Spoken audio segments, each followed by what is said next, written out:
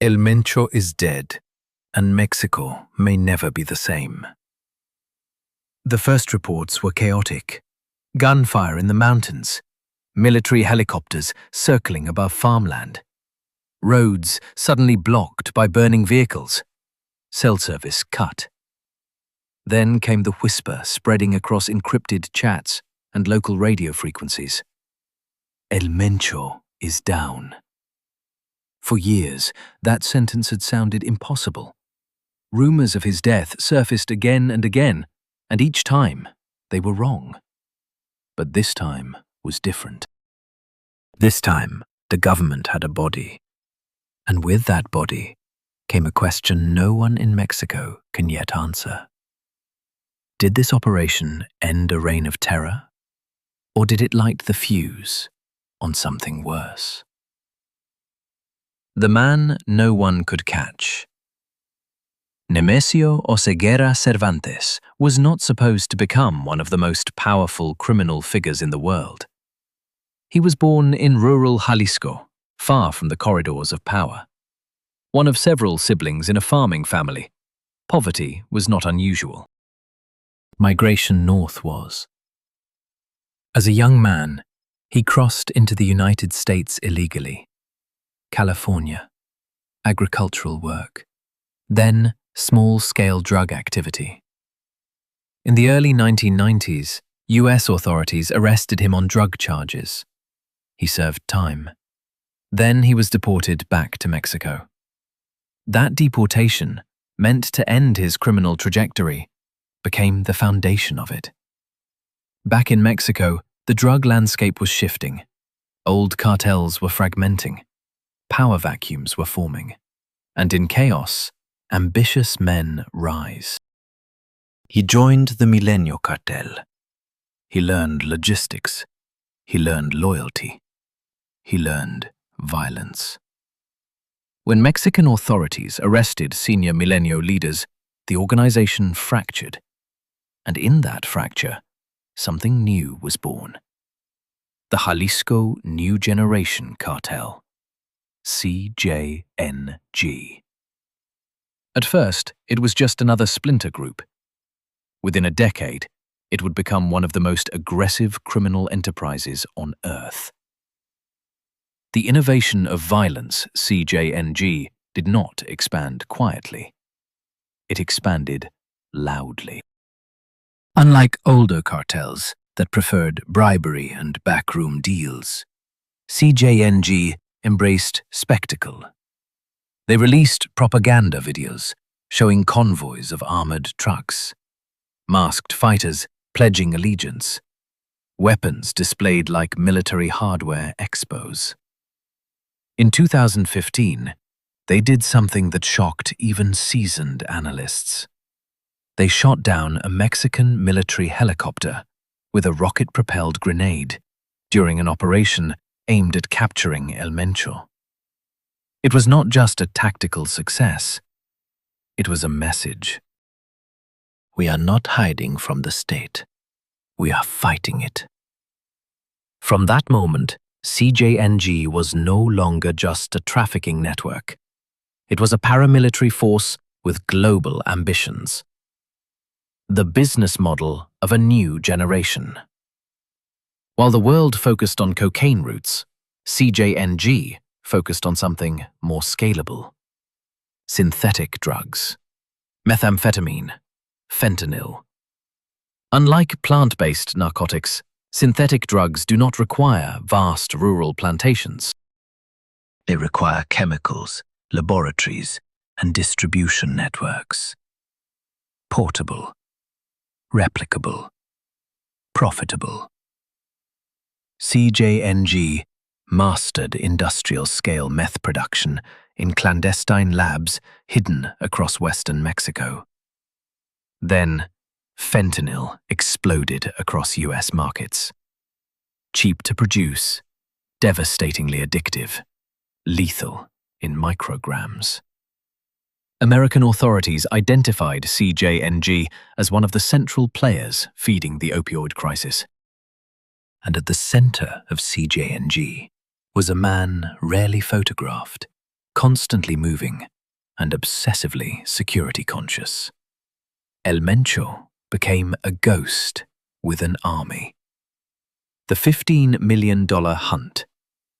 The United States offered $15 million for information leading to his capture, one of the highest bounties in history. Mexico deployed elite units. Intelligence agencies monitored family members, associates, financial flows. But El Mencho adapted. He rotated safe houses frequently. He avoided electronic communication. He limited meetings to trusted inner circles. Rumors circulated that he was seriously ill. Kidney failure, hospitalizations, internal fractures within the cartel. Each rumor turned out to be premature. Until now. The operation that ended his life began quietly. Months of signals intelligence, satellite surveillance, human sources embedded close enough to detect patterns. Authorities identified a remote compound believed to be one of his temporary refuges. Before dawn, special forces units moved in. Helicopters thundered overhead. Ground teams advanced through rough terrain. Then gunfire. Heavy gunfire. Cartel gunmen fired from fortified positions. Explosions echoed across the hills. For hours, the battle continued. When it ended, several cartel fighters were dead. Among the bodies, authorities say, was Nemesio Oseguera Cervantes. Forensic teams confirmed identity through biometric analysis. The ghost had flesh, and it was lifeless. The immediate shock. Within hours, something unusual happened. Silence.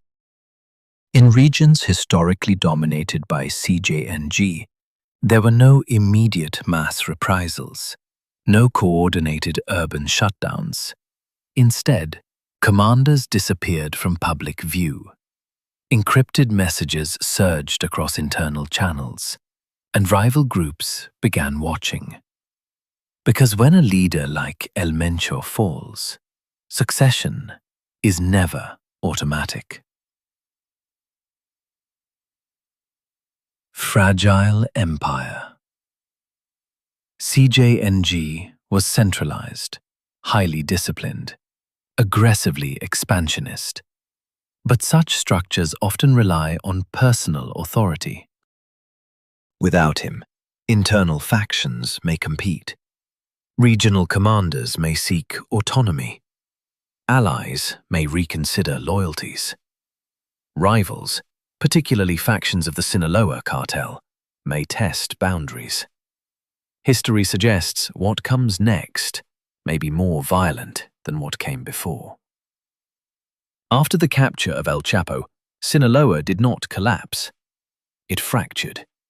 And fractured systems are unpredictable. The unexpected twist. But here is where the story becomes more complicated. El Mencho's death may weaken CJNG, or it may free it. Under a single dominant leader, decisions are centralized. Expansion can be strategic. After his death, regional leaders may compete for relevance, pushing into new territories more aggressively to prove strength. Instead of consolidation, Mexico could see multiplication. Not one powerful cartel, but many, smaller, more erratic, harder to negotiate with, harder to infiltrate, harder to predict. The broader war. Since 2006, when Mexico launched its militarized campaign against drug cartels, the country has recorded hundreds of thousands of homicides. Entire communities have been displaced, journalists murdered, mayors assassinated, families caught between armed actors and weak institutions. The removal of one leader does not erase those structural conditions. Poverty persists, corruption persists, demand for narcotics persists. As long as global demand for synthetic drugs remains high, production will continue somewhere. The question is not whether trafficking will survive. The question is who will control it. A political victory, for now. For Mexico's government, the operation represents a high-profile success. One of the world's most wanted men eliminated. For the United States, it reinforces cooperation against transnational crime. But if violence spikes in the coming months, public perception may shift. The kingpin strategy has produced symbolic wins before. Rarely has it produced lasting peace. The real uncertainty. Perhaps the most unsettling possibility is this. El Mencho may not be the last of his kind. He was shaped by a system that rewards ruthlessness. He rose because state capacity was uneven, because local police were vulnerable, because global drug markets were profitable beyond imagination. Remove the individual. The ecosystem remains.